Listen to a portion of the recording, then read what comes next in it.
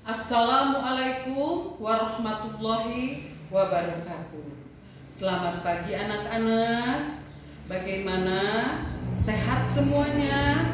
Ibu doakan di sini kalian tetap sehat. Nah, hari ini kita masih tetap mempelajari tentang indahnya kebersamaan. Nah, dalam tema 1 ini kita masih menggunakan yang ini, indahnya kebersamaan, dan masih di dalam subtema 1. Nah, tapi pembelajaran sekarang, kalau yang hari pertama kita mempelajari tentang PKN, hari kedua, hari ini hari Selasa kita mempelajari tentang bahasa Indonesia. Tetap di sini dalam bahasa Indonesia masih menggunakan subtema 1, keberagaman budaya bangsaku. Nah, dalam keberagaman budaya bangsaku, kalian hanya tinggal membaca tentang pawai budaya. Di sini pawai budaya ada berapa paragraf. Nah, Ibu akan menerangkan tentang arti paragraf dulu. Paragraf artinya suatu jenis tulisan yang memiliki tujuan dan ide. Nah, nanti di dalam satu paragraf ada yang disebut dengan gagasan pokok. Gagasan pokok adalah pernyataan yang menjadi inti dari suatu pembahasan. Biasanya gagasan pokok terletak pada kalimat utama yang ada pada simpulan paragraf. Tapi ada juga paragraf yang gagasan pokoknya terletak di awal dan simpulan sekaligus.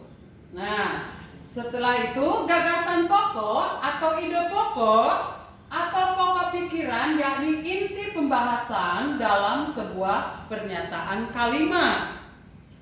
Nah, setelah itu dalam satu paragraf ada juga yang disebut gagasan pendukung. Nah, gagasan pendukung adalah gagasan atau ide yang menjelaskan gagasan utama atau ide pokok. Nah, gagasan utama adalah gagasan yang menjadi dasar suatu paragraf. Gagasan pendukung dalam suatu paragraf dapat lebih dari satu, ya. Jadi dalam satu paragraf itu bisa lebih dari satu untuk gagasan pendukungnya.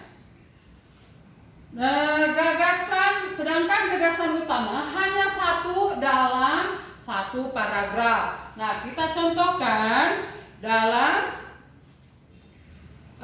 pembelajaran keberagaman budaya bangsaku. Di sini pada subtema 1 ada pawai budaya. Nah, Ibu akan contohkan paragraf pertama.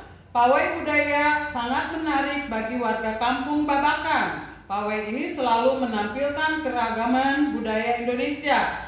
Udin dan teman-teman tidak pernah bosan menanti rombongan pawai lewat. Tahun ini mereka datang ke alun-alun untuk melihat pawai tersebut.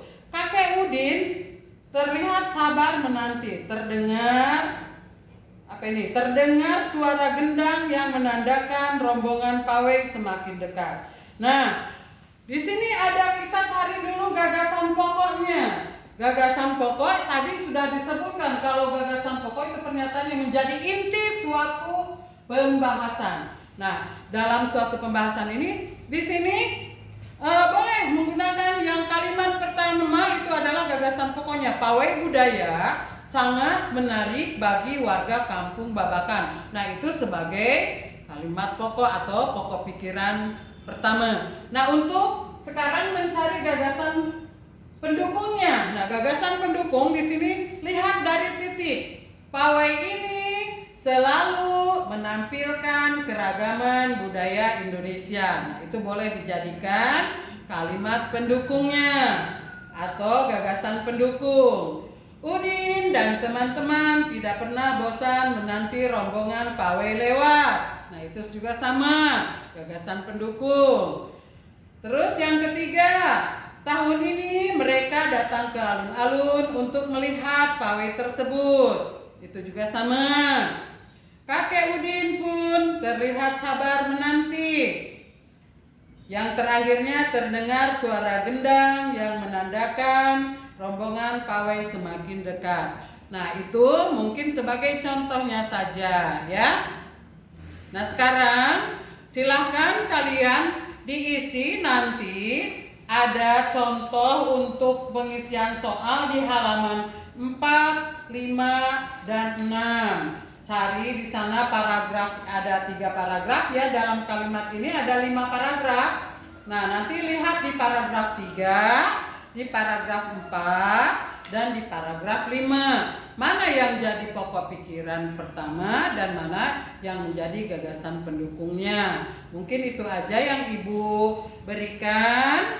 Ya, tolong dikerjakan dengan jangan terlalu terburu-buru, waktunya juga masih panjang.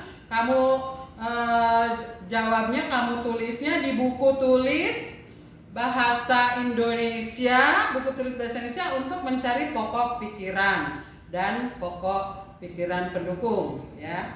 Mungkin itu aja. Ibu tutup dengan Assalamualaikum warahmatullahi wabarakatuh. Selamat bekerja.